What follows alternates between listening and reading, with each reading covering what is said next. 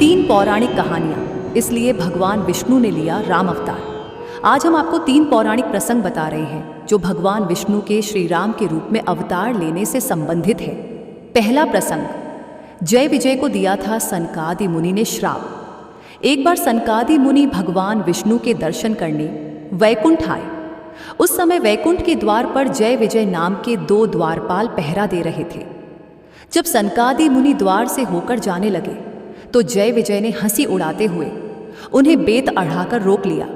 क्रोधित होकर सनकादि मुनि ने उन्हें 3 जन्मों तक राक्षस योनि में जन्म लेने का श्राप दे दिया। क्षमा मांगने पर सनकादि मुनि ने कहा कि तीनों ही जन्म में तुम्हारा अंत स्वयं भगवान श्री हरि करेंगे। इस प्रकार 3 जन्मों के बाद तुम्हें मोक्ष की प्राप्ति होगी। पहले जन्म में जय विजय ने हिरण्यकशिपु व हिरण्याक्ष के रूप में जन्म लिया। भगवान विष्णु ने वराह अवतार लेकर हिरण्याक्ष का तथा नृसिंह अवतार लेकर हिरण्यकशिपु का वध कर दिया। दूसरे जन्म में जय विजय ने रावण व कुंभकर्ण के रूप में जन्म लिया। इनका वध करने के लिए भगवान विष्णु को राम अवतार लेना पड़ा। तीसरे जन्म में जय विजय शिशुपाल और दंतवक्र के रूप में जन्मे। इस जन्म में भगवान श्री कृष्ण ने इनका वध किया। दूसरा प्रसंग, मनु शतरूपा को भगवान विष्णु ने दिया था वरदान। मनु और उनकी पत्नी शतरूपा से ही मनुष्य जाति की उत्पत्ति हुई। इन दोनों पति पत्नी के धर्म और आचरण बहुत ही पवित्र थे।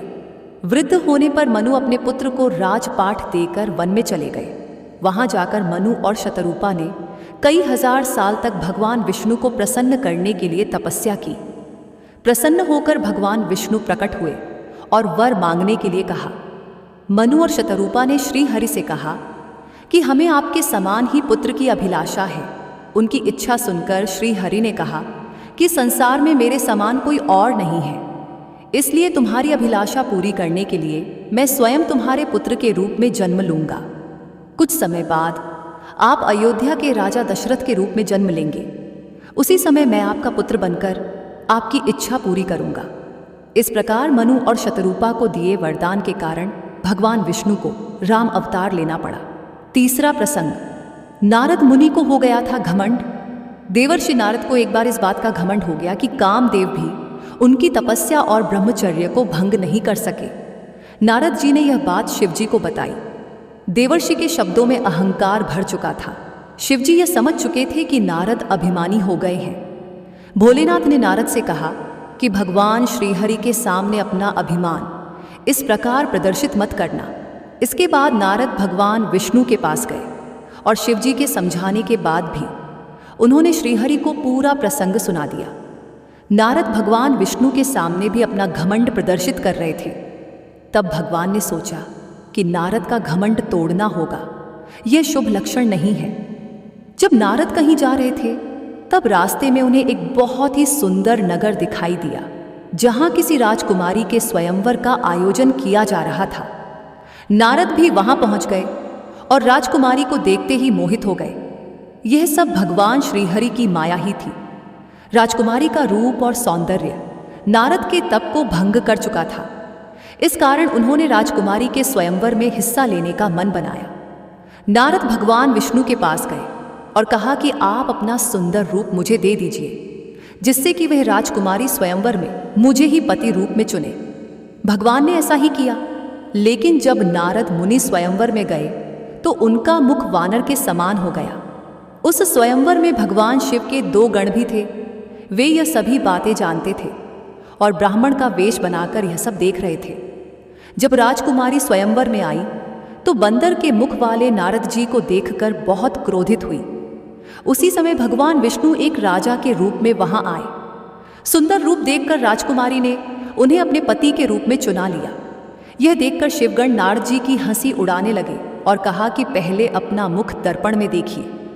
जब नारद जी ने अपने चेहरा वानर के समान देखा तो उन्हें बहुत गुस्सा आया। नारद मुनि ने उन शिवगणों को राक्षस योनि में जन्म लेने का श्राप दे दिया। शिवगणों को श्राप देने के बाद नारद जी भगवान विष्णु के पास गए और क्रोधित होकर उन्हें बहुत भला बुरा कहने लगे। माया से मोहित होकर नारद मुनि ने श्री हरि को श्राप दिया कि जिस तरह आज मैं स्त्री के लिए व्याकुल हो रहा हूं, उसी प्रकार मनुष्य जन्म लेकर आपको भी स्त्री वियोग सहना पड़ेगा। उस समय वानर ही तुम्हारी सहायता करेंगे। भगवान विष्णु ने कहा, ऐसा ही हो, और नारद मुनि को माया से मुक्त कर दिया।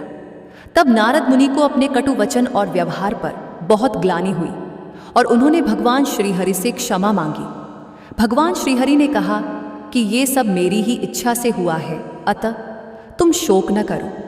उसी समय वहां भगवान शिव के गण आए, जिन्हें नारद मुनि ने श्राप दिया था। उन्होंने नारद मुनि ने क्षमा मांगी। तब नारद मुनि ने कहा कि तुम दोनों राक्षस योनि में जन्म लेकर सारे विश्व को जीत लोगे, तब भगवान विष्णु मनुष्य रूप में तुम्हारा वध करेंगे और तुम्हारा कल्याण होगा। नारद मुनि के इन्हीं श्रापों के कारण उन शिवगणों ने रावण व कुंभकर्ण के रूप में जन्म लिया और श्री राम के रूप में अवतार लेकर भगवान विष्णु को स्त्री वियोग सहना पड़ा।